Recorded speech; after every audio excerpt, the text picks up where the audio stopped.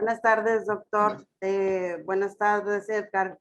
Buenas tardes, maestro Ricardo. Pues en ausencia de la licenciada Daniela Martínez, está viajando en estos momentos, pues me cedió a mí por el día de hoy el programa, y pues voy a tener la oportunidad de presentarlo, maestro. Bienvenido. Muchas gracias por aceptar la invitación y hacer el trueque el día de hoy. Si me lo permite, antes de dar la lectura a su semblanza, me gustaría presentarles el pues ya tradicional dato peque del trueque del día de hoy. Isaías, ¿me podrías ayudar a proyectarlo? Hola Magda, no tenemos datos. Uy, ok, me quedó mal el doctor Octavio este día. Bueno, entonces, sí, doble, ahorita vamos a mandar un mensaje. Bueno, entonces vamos a dar lectura a la semblanza del maestro Ricardo Ramírez Gamboa, quien es licenciado en Derecho, egresado de la Universidad Tecnológica de México. Cuenta con estudios de maestría en propiedad industrial, derechos de autor y nuevas tecnologías en la Universidad Panamericana. Es socio fundador de la firma Ragari Legal, despacho especializado en propiedad intelectual en la ciudad de Guadalajara, Jalisco. Fue miembro del consejo directivo del consejo directivo del Consejo Regulador del Tequila. Actualmente es miembro del consejo directivo de la Asociación Nacional de Abogados de Empresa ANADE, capítulo Jalisco. Coordinador del Comité de Propiedad Intelectual de la Comisión Nacional de Compliance, consejo editorial de la sección de negocios del periódico Mural y asesor jurídico. No le alcanzo a leer, Isaí, no sé si la puedas poner un poquito más grande. Ok, creo que ya. Disculpa, no traje mis lentes. No, cuidado. Y asesor jurídico en materia de propiedad intelectual de diversas empresas institucionales de educación superior y gobiernos estatales. Ha tomado diversas capacitaciones en materia de propiedad intelectual realizadas por la Organización Mundial de la Propiedad Intelectual, Agencia Federal de Investigación e Inteligencia, FBI, Oficina de Patentes y Marcas de los Estados Unidos de América, Unión Europea, Instituto Nacional del Derecho de Autor y del Instituto Mexicano de la Propiedad Industrial, en el servicio público de desempeño en el Instituto Mexicano de la Propiedad Industrial durante 13 años, donde ocupó los siguientes cargos: especialista en propiedad industrial, supervisor, analista de la Coordinación Departamental de Inteligencia y vínculo con autoridades federales, estatales y municipales, coordinador departamental de infracciones y delitos, coordinador departamental de cumplimiento de ejecutorias, subdirector divisional de cumplimiento de ejecutorias y titular de la Oficina Regional Occidente. En materia internacional, en el año 2012 participó como representante de México en el Comité de Observancia de la Organización Mundial de la Propiedad Intelectual, OMPI. En Ginebra, Suiza, en los años 2015 y 2018, participó como ponente en el curso de verano de la Organización Mundial de la Propiedad Intelectual, OMPI, en la Ciudad de México y en Guadalajara, Jalisco. Respectivamente, fue miembro de la delegación mexicana en las negociaciones Tratado de Libre Comercio entre México y Panamá para el capítulo de propiedad intelectual en Ciudad de México. Bienvenido, maestro Ricardo, y una vez más, gracias por aceptar la invitación. Vamos a iniciar con el trueque del día de hoy. Ya tiene los derechos para poder proyectar la presentación y podemos iniciar cuando usted me indique. Perfecto, muchas gracias primero que nada por la cordial invitación y por esta oportunidad de poder platicar con todos ustedes de estos temas que son tan importantes en el mundo del comercio exterior, en el mundo del comercio en todo el mundo. Y bueno, pues siempre gustoso de participar con ustedes y ojalá y no sea la única vez que me inviten, sino que nos sigamos viendo por aquí. Tengo mucho aprecio en particular por el estado de Nayarit. He trabajado, tengo muy buenos amigos allá de la Universidad Autónoma de Nayarit, del Instituto Tecnológico de Tepic. Cuando estuve en la delegación del INPI, era una oficina regional. Entonces me tocaba atender uno de los estados de la región de Nayarit y precisamente hice muy buenos amigos y muy buenas relaciones con mucha gente de Nayarit. Entonces siempre un gusto ver colegas y amigos allá en Nayarit. Les mando un saludo a todos y igualmente muchas gracias a toda la gente que está conectada. Quiero dar una plática de este tema de la propiedad intelectual, partiendo desde algunos principios básicos, y les pido por favor que si van teniendo alguna duda conforme vayamos avanzando en la presentación, nos las pueden hacer por el chat, y si me pueden hacer favor de apoyarme en avisarme, porque luego me emociono y ya luego ya no estoy viendo quién está preguntando, pero si me pueden apoyar por favor con las preguntas, con mucho gusto.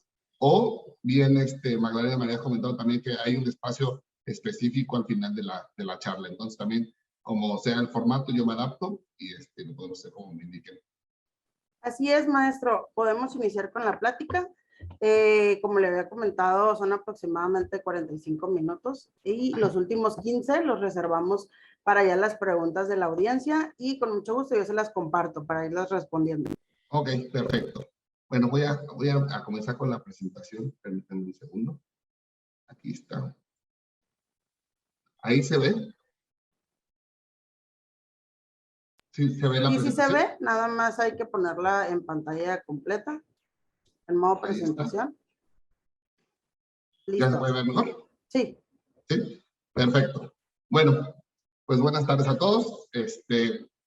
Precisamente el tema que vamos a platicar el día de hoy es de la importancia de la propiedad intelectual en el comercio exterior. Y quisiera primero puntualizar qué tan importante es, no nada más en el comercio exterior, sino en el comercio.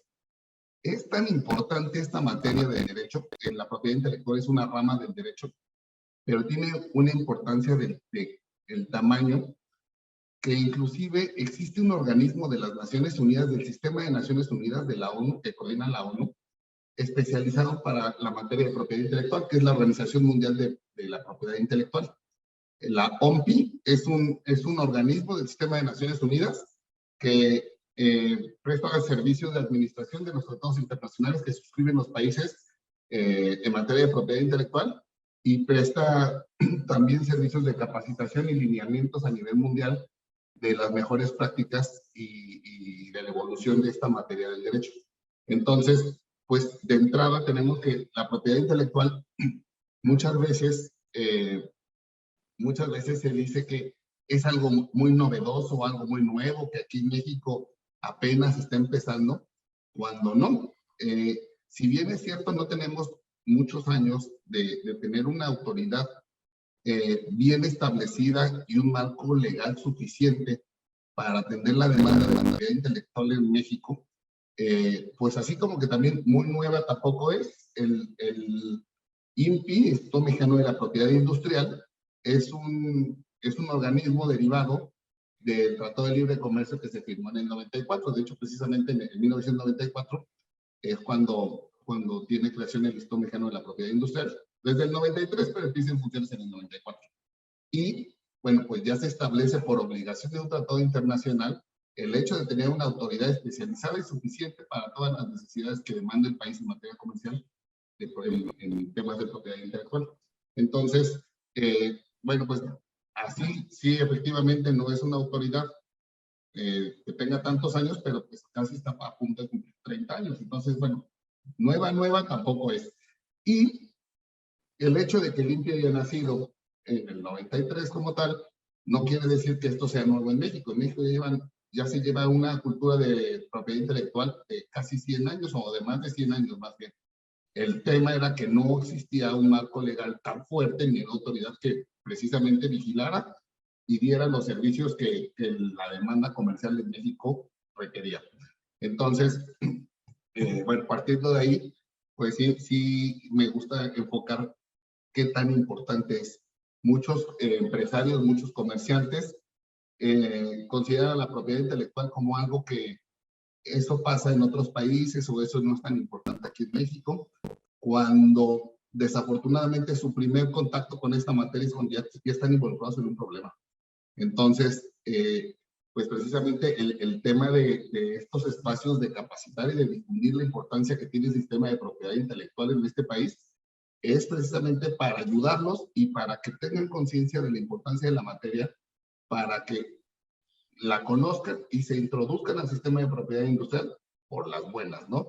Cuando en una actividad de prevención y en una actividad de la adquisición de derechos de explotación exclusiva, que de esto se trata eso, la propiedad intelectual no tiene sentido si no genera riqueza.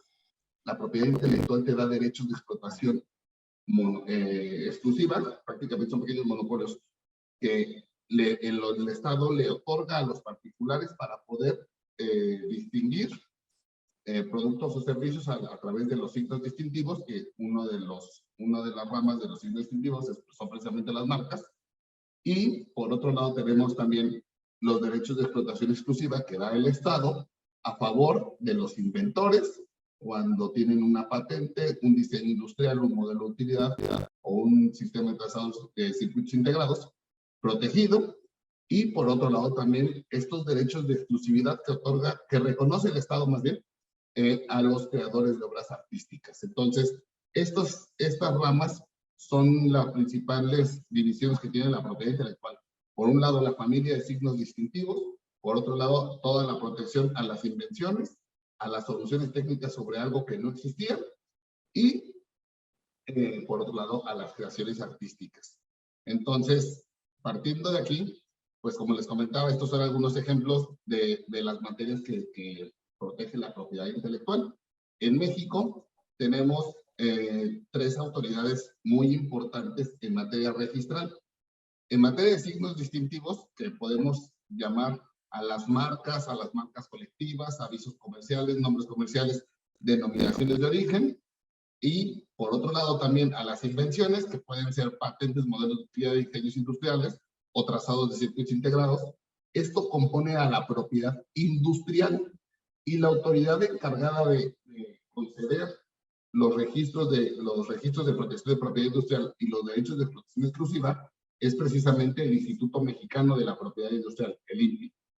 Por otro lado, tenemos otra rama de la propiedad intelectual, que son los derechos de autor, que la autoridad competente es el Instituto Nacional del Derecho de Autor, y precisamente se encarga, entre otras funciones que tiene, a la protección y al registro de obras artísticas en sus modalidades de literatura, de música, de danza, obras pictóricas, escultóricas, arquitectura, caricatura, todas las bellas artes que se materializan a través de una obra artística son sujetas de protección y de reconocimiento por parte del Estado mexicano a través del derecho de autor, por medio del Instituto Nacional del Derecho de Autor.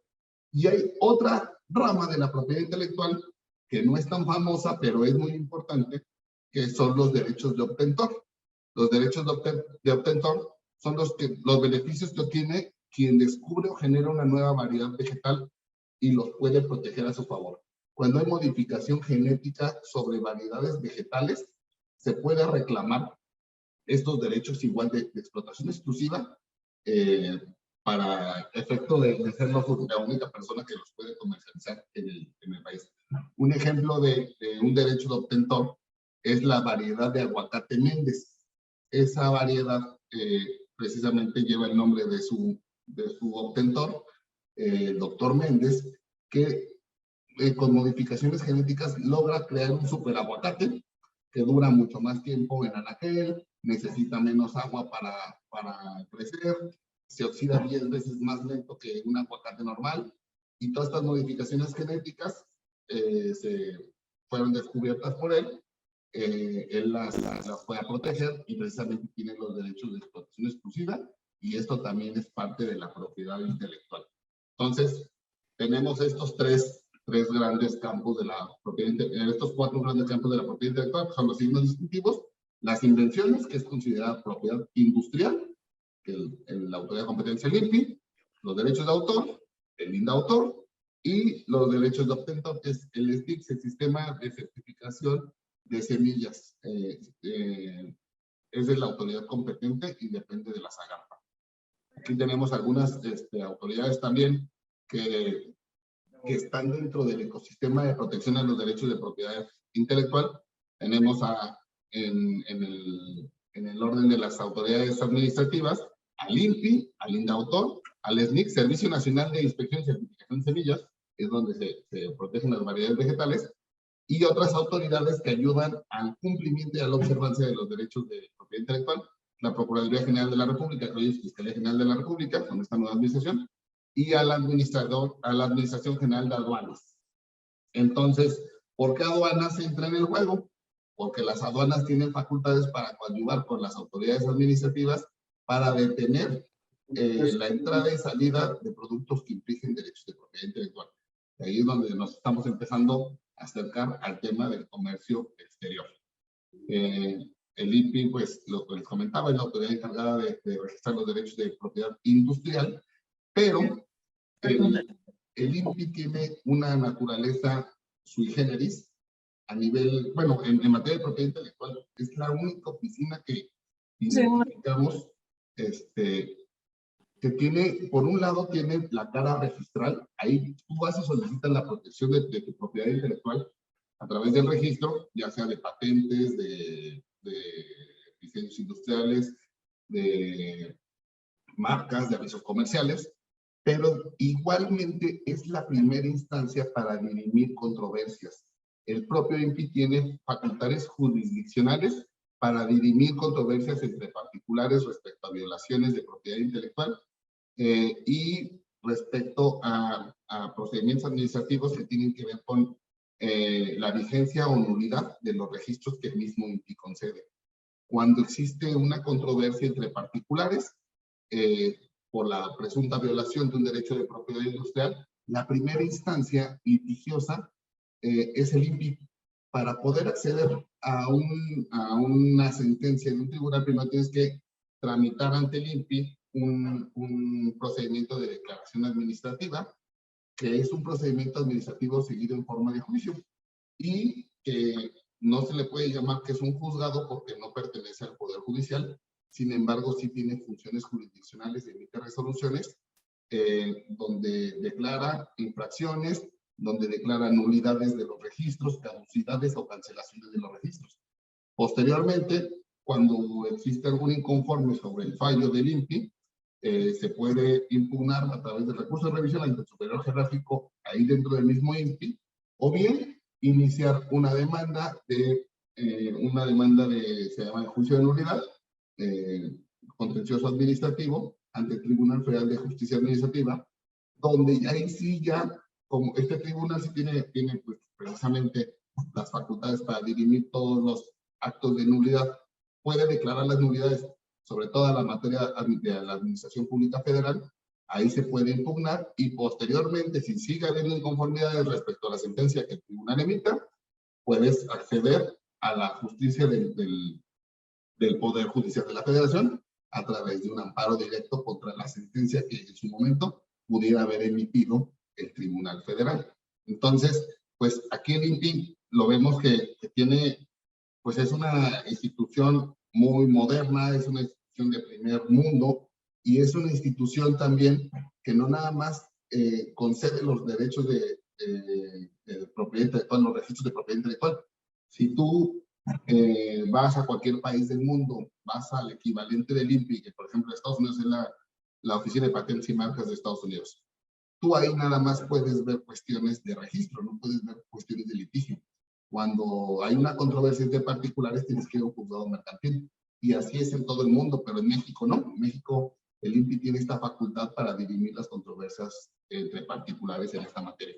Entonces, bueno, pues es una autoridad muy interesante y con muchas facultades, que precisamente pues es la que lidera el sistema de propiedad industrial aquí en México. Ya saliéndonos de la propiedad intelectual, la propiedad intelectual está conformada principalmente por propiedad industrial y derechos de autor. Vámonos a platicar ahorita un poquito sobre la propiedad industrial, sobre lo que hace el INPI. Y precisamente ahí es donde se protegen los signos, la familia de signos distintivos y la familia de invenciones. Estos son algunos ejemplos de protección de las invenciones. Existen las patentes, los modelos de utilidad, los diseños industriales y los esquemas de trazado de circuitos integrados. Y también tenemos a la familia de signos distintivos, como pueden ser las marcas, que creo que esta es la figura más utilizada de todo el sistema de propiedad industrial en todo el mundo. Para poder entender qué se puede hacer con marcas o por qué su importancia, vámonos a la definición que nos señala la Ley Federal de Protección a la Propiedad Industrial, que es la ley de la materia, y nos dice que se entiende por marca todo signo perceptible por los sentidos y susceptible de representarse de manera que permita determinar el objeto claro y preciso de protección, que distinga productos o servicios de otros de su misma especie o clase en el mercado. Esta es la definición jurídica de lo que se considera una marca. Aquí es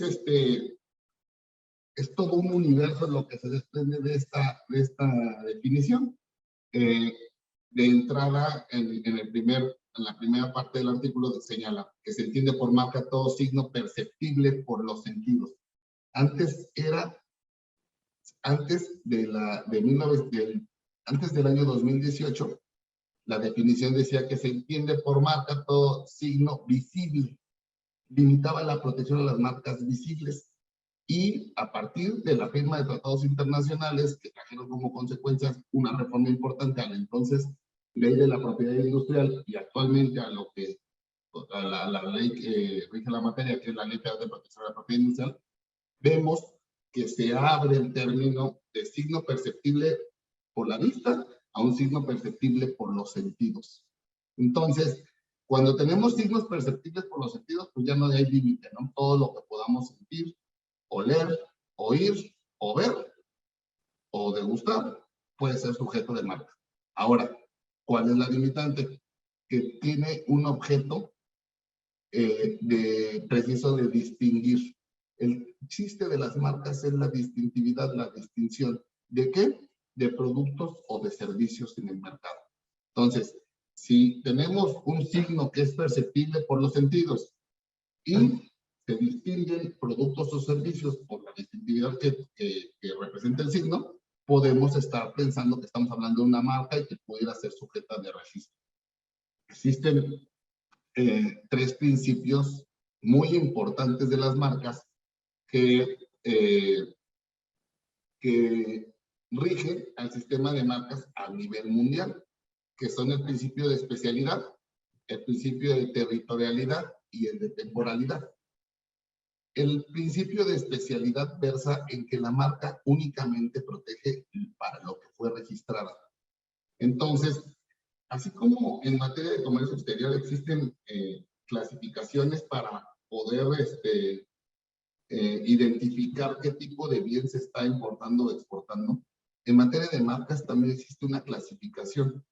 Existe un clasificador internacional, que se conoce como clasificador de NISA, que este clasificador lo que hace es que divide todos los productos existentes en el comercio y todos los servicios. Entonces, este clasificador consta de 45 clases.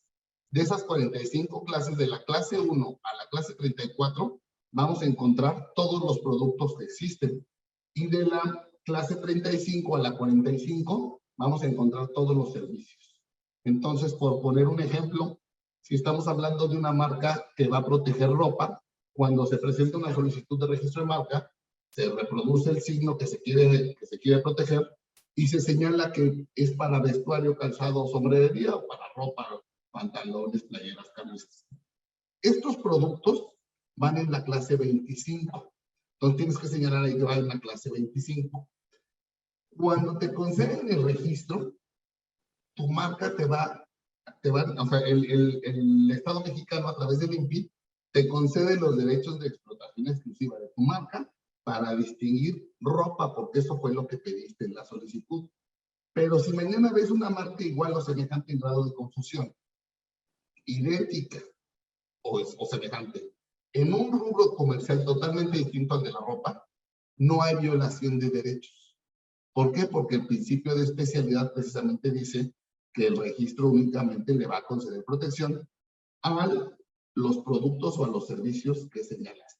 Entonces, es importante conocer el clasificador internacional de NISA para que al momento de solicitar un registro de marca se clasifique correctamente y al momento de tener un derecho concedido a través del registro, podamos entender cuál es el alcance de nuestra marca.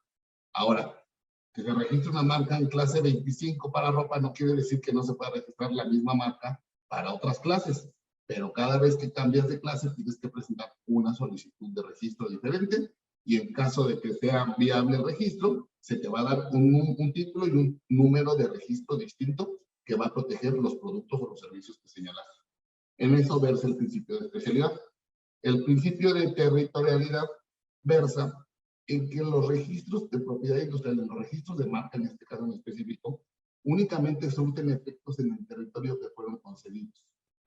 Una marca que fue concedida en México tiene protección, tienes el derecho de explotación exclusiva en México, no surte efectos en Canadá, no surte efectos en la Unión Europea, no surte efectos en otro país. ¿Por qué?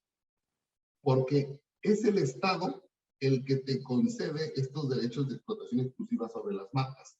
Entonces, el Estado mexicano, por un tema de soberanía, no puede conceder derechos en Estados Unidos, no puede conceder derechos monopólicos, derechos de explotación exclusiva en un territorio que está fuera de su soberanía, precisamente.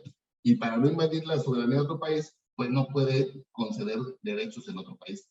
Por eso, cuando se tiene una marca y se va a otro mercado, es importante registrar la marca en el país donde se van a hacer las actividades comerciales.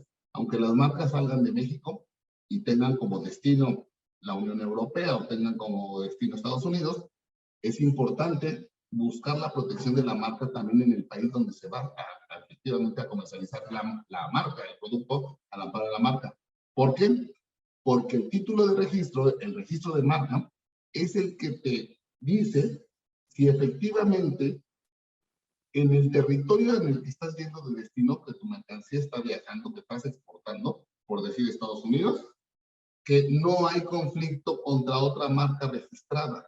Entonces, si la Oficina de Patentes y Marcas te pide que tú le presentas la solicitud de registro y te la concede en la Unión Americana, pues te va a dar los derechos de explotación exclusiva de la marca para distinguir los productos que señalaste en toda la Unión Americana. Y te da seguridad jurídica de que la marca que estás usando, en caso de que haya actos de competencia desleal que violen tu marca, puedas ejercer acciones, pero también te da la seguridad comercial de saber que no estás invadiendo el derecho de alguien más en otro país.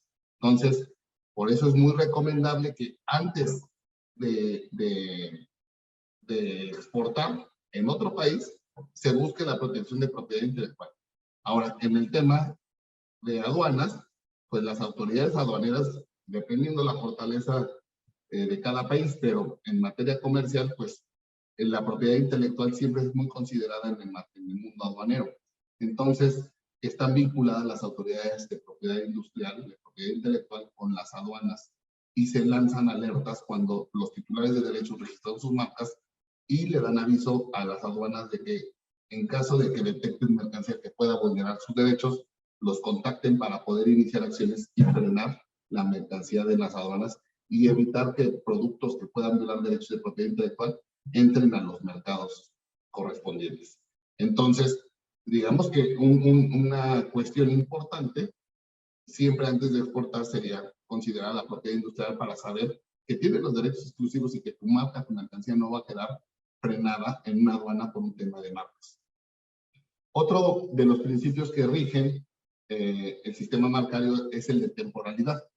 Los derechos en materia de marcas únicamente, dependiendo del país, en algunos países dan 15 años de protección, en la mayoría son 10, pero únicamente surten efectos mientras el tiempo está vigente. Entonces, por ejemplo, aquí en México, los registros de marcas son, cuando son concedidos, tienes una vigencia de 10 años contados a partir de la fecha que se te concedió el registro, de la fecha de tu título de registro de marca. A los 3 años tienes que hacer una declaración de uso, porque para evitar que existan marcas ociosas en el comercio, que obstaculicen el comercio y la competencia de los demás competidores con la intención de que marcas que están registradas, que se supone que no puedes utilizar, no están siendo ocupadas en el comercio. Se tiene que declarar el uso de la marca ante el INPI a los 3 años de que se te concedió el registro. Si haces tu trámite, tu marca sigue viva y seguirá viva durante 7 años más. O sea, te conceden el registro, a los 3 años vas y declaras uso, y a los 7 años más ya se cumplen los 10 y ahí te toca renovar. Si renuevas dentro de los plazos que señala la ley, tienes otra vez una protección de 10 años. ¿Cuáles son los plazos que señala la ley? Puedes renovar la marca 6 meses antes de la fecha de vencimiento o tienes un periodo de gracia para recuperar los derechos de 6 meses posteriores a la fecha en que venció el registro. Si no haces la renovación a tiempo, pierdes la marca y se pone en modo disponible para que otra persona sí la pueda explotar. Entonces, aquí, de estos 3 principios, pues, se abre todo el ecosistema marcario, porque si una marca, ¿cómo se puede determinar si hay una invasión de marcas? Pues el principio de especialidad nos dice que nada más los productos que fueron señalados en la solicitud de registro son los que encuentran protección, y también encuentran protección algunos servicios o productos que estén muy relacionados, aunque no los hayas como tal señalado. Ahí les doy un ejemplo. Las bebidas alcohólicas van en la clase 33, pero la cerveza va en la clase 32. Entonces, una marca de cerveza sí puede violar los derechos de marca de una marca que está registrada en clase 33 para bebidas alcohólicas. Que si bien es cierto, no es la misma clase, puede ser el canal comercial, sí es muy cercano y puede haber una infracción. Entonces, el hecho de que se cambie la clase no quiere decir que no puedas invadir un derecho que está protegido por una marca, sino siempre hay que ver qué productos o qué servicios pueden estar relacionados. El principio de territorialidad nos dice que tienes que ir a pedir el registro de la marca en los países donde estás haciendo el comercio. Mucha gente me dice, quiero registrar mi marca, pero quiero el registro internacional. Sí, pero ¿de qué país? No, así como Coca-Cola, que tiene la marca protegida en todo el mundo. Pues Coca-Cola ha ido a tocar a todo el mundo a reclamar su derecho de protección de marca y por eso es que tiene un portafolio tan grande de marcas y de protección en todo el mundo. No es que exista una oficina internacional donde la registres y tengas protección en todo el mundo. Tienes, por un tema, como les comentaba, un tema de soberanía, tienes que ir a solicitarle al Estado de cada país donde estés yendo los derechos de protección exclusiva a tu favor para que seas el dueño de la marca y puedas explotarla en ese comercio. Entonces, puede ser que la misma marca, la misma denominación, la tengamos registrada en México y aquí en México sea titular una empresa, pero que en España otra empresa tenga registrada la misma marca para los mismos productos en la Unión Europea, ¿no? En el caso de la Unión Europea sí existe una oficina comunitaria y ahí sí puedes registrar y surten efectos en todo el bloque económico europeo.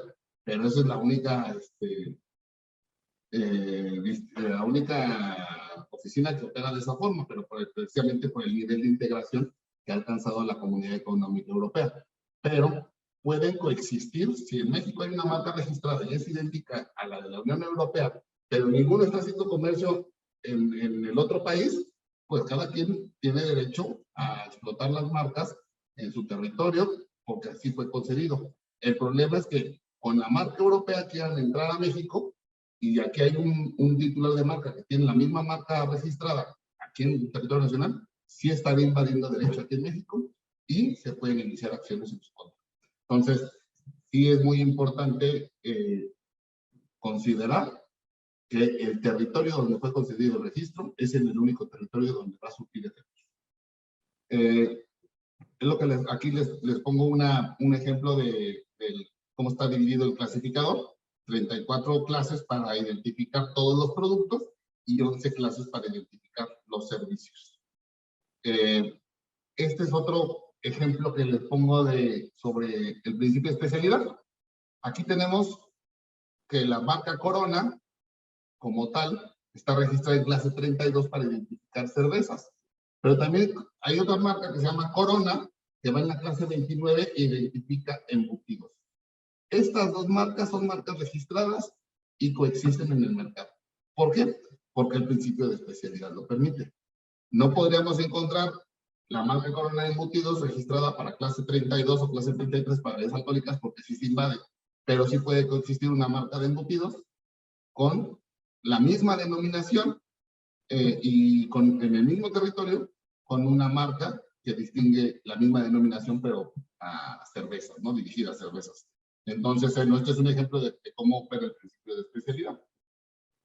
El de temporalidad, les comentaba que únicamente se surten efecto las marcas durante el tiempo que estuvieron registradas y son renovables por periodos de 10 años y existe una fecha de vigencia.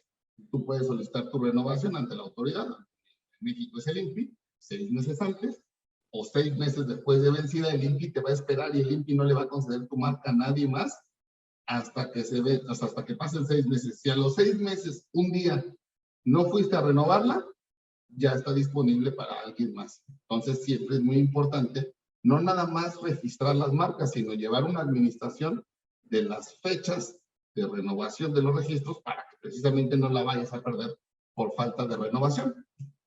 El símbolo de marca registrada de MR o de trademark de TM en Estados Unidos, te lo puedes poner a tu marca una vez que está registrada. Si no tienes el registro concedido, no puedes utilizar este símbolo. Y es una infracción administrativa ostentarte como una marca registrada cuando no lo eres. Entonces, mucha gente igual sale al mercado y le pone su marca, no la registra, pero le pone el registrado. Este registrado tiene la intención de avisarle al público que esa marca ya está protegida, que no la vayan a piratear porque puede haber una consecuencia. Entonces, el hecho de usar estos símbolos como marca registrada cuando no lo son, precisamente lleva como consecuencia la actualización de una infracción administrativa. Aquí tenemos lo que la ley nos señala, que pueden constituir marcas, que son pues las formas tridimensionales, las formas de las botellas, por ejemplo, las botellas de agua, no es lo mismo la forma de la botella de agua Bonafont que la forma de la botella de agua Electropura, que todas esas formas tridimensionales de la botella, aunque todas son botellas para agua, todas tienen formas diferentes y están protegidas. Las marcas como las conocemos, los sonidos, los olores, los nombres comerciales, existen muchas figuras que pueden ser consideradas marcas y son sujetas de registro. Maicena es una marca, bueno, fue la primera marca que concedió el Estado mexicano y estamos hablando de 1903. Entonces, pues, yo por eso digo, no es una materia nueva la propiedad intelectual en México, es una materia que tiene muchos años, pero que efectivamente pues, ha agarrado relevancia en los últimos 30 años. Esto ya lo comentamos, lo que puede ser sujeto de marcas. Y aquí, pues, les voy a poner unos ejemplos de qué se puede registrar como marca. Las marcas olfativas, las marcas sonoras, las formas tridimensionales, las marcas nominativas que no protegen ningún diseño, únicamente la palabra, las marcas innominadas que no protegen ninguna palabra, únicamente diseños, o las marcas mixtas que protegen denominaciones y diseños. Estos son ejemplos de marcas tridimensionales y estos son ejemplos de marcas auditivas o olfativas que se encuentran actualmente registradas. Los hologramas también ya se pueden proteger como marcas. El rugido del león de la Metro-Goldwyn-Mayer, cuando los jingles, también lo que se conocen como jingles, que son cuando tú prendes tu computadora, ese sonidito que hace la computadora, esa es una marca auditiva y está protegida. El sonido del encendido de una Harley Davidson tiene un sonido distintivo. El único motor que prende y que suena como Harley Davidson es el de Harley Davidson y está protegido como marca. ¿Se acuerdan de los tenis Bubble Gummers? Los que nacieron de 1980 para atrás. Si nos tocaron, esos tenis tenían un olor muy particular porque los olías y olían a chicle. Entonces, ese olor a chicle para distinguir zapato, perfectamente daba las condiciones para poderlo proteger como marca. Las marcas olfativas, ahorita hasta el momento que se tiene el criterio en el INPI que los perfumes no se pueden registrar como olfativos porque consideran que caen en una prohibición de descriptividad y no les da protección actualmente el INPI, que a lo mejor en un futuro vamos a ver que sí lo logren, pero actualmente los aromas de los perfumes no son registrables. Estas son marcas de certificación, son ejemplos de marcas de certificación. Kosher, ISO, son marcas donde un titular señala quién puede ser sujeto de utilizar su signo y al amparo de una certificación dan licencias, no son licencias, autorizaciones de uso de la marca sobre un tiempo determinado. Cuando tú te certificas con ISO y logras la certificación ISO te permite utilizar su marca durante un tiempo, ¿no? Durante el tiempo que esté vigente la certificación. Aquí tenemos otro ejemplo de cómo han ido evolucionando las marcas. Pepsi ha tenido, y tiene muchísimos más, nada más aquí es a medida de ejemplo, de cómo conforme van actualizando los diseños, como pues, se van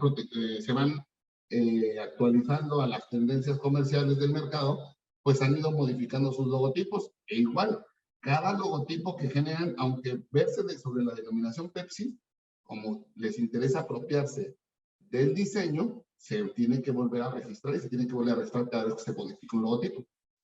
Igual aquí tenemos otro ejemplo de la Mac o de YouTube. También parece que no, pero sí ha cambiado con los años. Y bueno, quién puede ser sujeto de una marca, ¿no?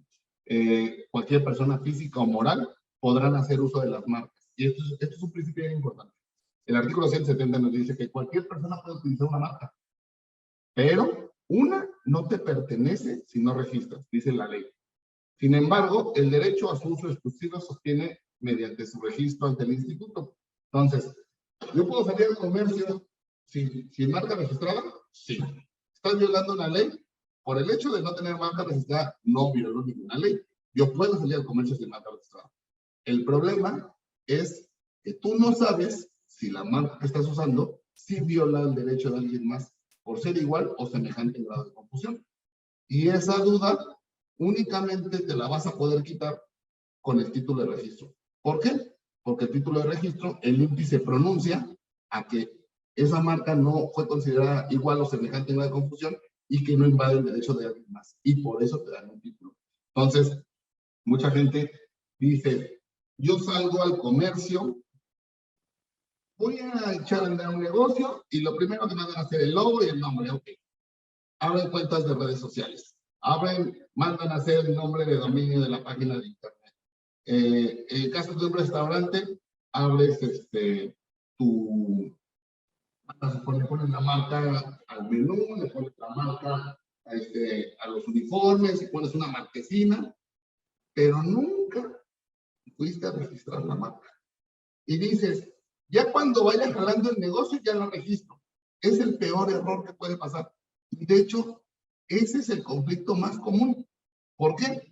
Porque se arrancan, empiezan a invertir en posicionar y llega la demanda porque ya estás, o sea, alguien te detectó y estás invadiendo los derechos de propiedad intelectual de alguien más.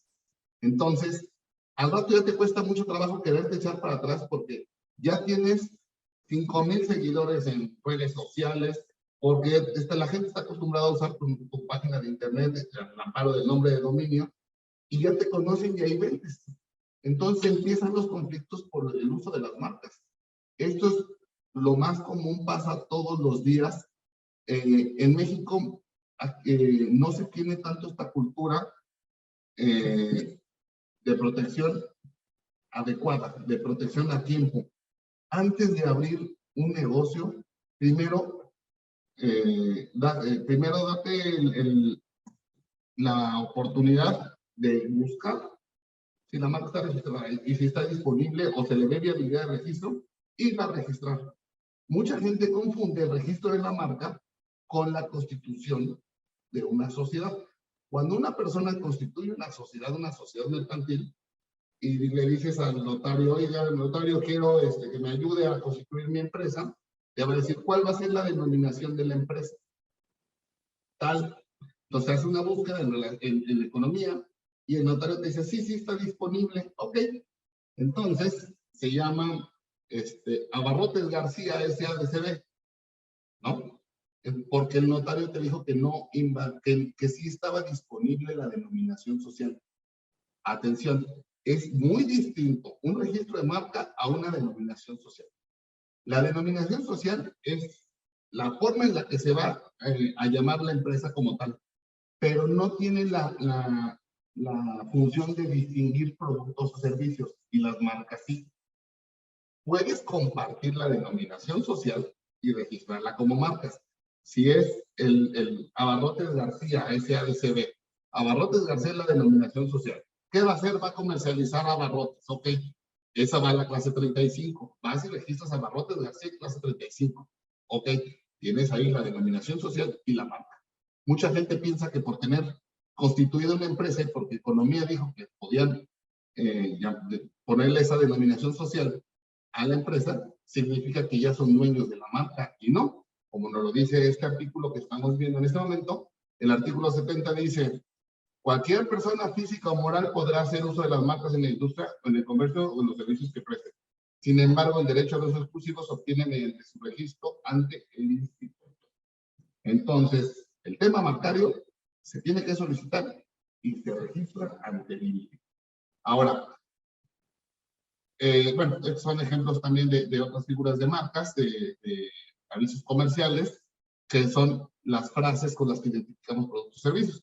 Como recuérdame, te hace falta ver más bugs, haz una cara Hellmann's, o a que no puedes comer solo una. También son signos que se encuentran protegidos y que no los puedes utilizar para distinguir los mismos productos o servicios que estas compañías protegen. Lo que les comentaba ahorita de las abarroteras, también se pueden proteger como nombres comerciales o como marcas. Las marcas colectivas, estas marcas son marcas que se piden por una asociación y que se va autorizando el uso a los que se vayan agremiando a la asociación. Bueno, antes de pasar al tema aduanero, les quiero comentar que existe un reconocimiento especial a marcas que son registradas. Cuando tienes una marca registrada, existe una declaratoria o una estimación, puede ser por cualquiera de las dos vías, estimación o declaratoria, que el INPI le puede hacer a ciertas marcas que tramitan ante el instituto el reconocimiento como marcas famosas, y tendrían que acreditarle que son famosos, que son conocidos por todo el territorio nacional. Cuando una marca logra acceder al nivel de fama, a la declaratoria de fama, se rompe el principio de especialidad y se considera protegida en todas las clases. Entonces, tenemos ejemplos de marcas famosas donde al principio fueron registradas para cierta clase en particular, pero logran esta declaratoria de fama y les dan protección en todas las clases que existen del clasificador. Ahora, en materia de comercio exterior, ya entendiendo un poco cómo funcionan los principios de los registros de marca, vamos a entender que por el tema del principio de territorialidad es importante que en el mercado de destino se registren las marcas o se adquieran los derechos de marca en el país donde vas a vender. Segundo, cuando tienes un problema marcario en una aduana, se tiene que corroborar que las marcas estén vigentes, que los productos que fueron detenidos en una aduana correspondan al principio de especialidad, es decir, que efectivamente la marca identifique los productos o los servicios que están en conflicto. Y 3, ver que esté vigente. Estos 3 principios son es el primer termómetro para ver si cuando existe un problema marcario se puede encontrar una solución por no cumplir con alguno de estos supuestos. ¿Quién puede importar en México productos que ostentan una marca? Cuando una persona va a importar mercancía para, por ejemplo, Estados Unidos, que es muy común, importa mercancía a territorio nacional para comercializarla, y la mercancía tiene marcas, que generalmente las tiene. Si la marca, el titular de la marca es el mismo en Estados Unidos y en México, y tú le compraste al titular, no tienes problema. Si tú le compraste a una persona que le compró al titular, no tienes problema. Si tú le compraste a un tercero que no tiene nada que ver con el titular de la marca y es el mismo en los dos países, sí hay un problema. ¿Quién puede importar aquí cosas con marcas? Si yo soy el mismo dueño en los dos países, yo puedo importar mi propia mercancía. Segunda, yo quiero importar, pero no soy el titular de la marca. Siempre y cuando pueda acreditar que le compré, que el producto que estoy trayendo es original, que se lo compré directamente al titular de la marca o a un licenciatario autorizado. No hay problema con marca.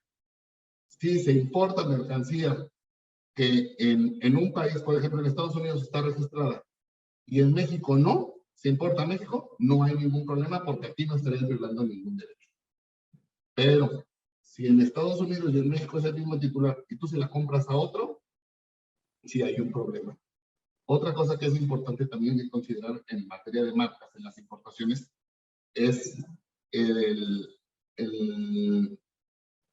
hecho de que es muy importante guardar las facturas para poder acreditar a quién se le compró. Existe una figura que se llama agotamiento del derecho marcario en el comercio. ¿Cuándo se agota? Cuando un titular de un derecho pone por primera vez en el comercio el producto protegido con su marca, ahí se agota el derecho. Tienes el derecho a la primera venta. ¿Qué pasa cuando compramos un coche? Cuando compramos un coche, vamos a comprárselo por decir un Ford. Vas a la Ford, a la agencia Ford, que tiene autorización para comercializar y para usar las marcas Ford, y te va a vender un carro que trae la marca Ford, ¿no? Ya te lo vendieron y ya se colocó por primera vez en el comercio. Ok, ahí se agotó el derecho sobre Ford de usar la marca en el carro que te vendieron. Por eso es que nosotros cuando ya no queremos el carro, lo podemos revender aunque traiga una marca. ¿Por qué? Porque ya se agotó el derecho con la primera venta. El agotamiento del derecho ya con el derecho a la primera venta que tiene un titular de la marca. Por eso cuando en Estados Unidos un titular de marca pone en el comercio, por decir, en Costco, vende en Costco y ahí tú compras la mercancía y la traes a México para venderla aquí, tú ya, el titular de la marca ya tuvo derecho, ya se agotó su derecho marcario sobre el producto. Tú le estás comprando el producto original y lo puedes traer a México y no tienes ningún problema. No debes de tener ningún problema.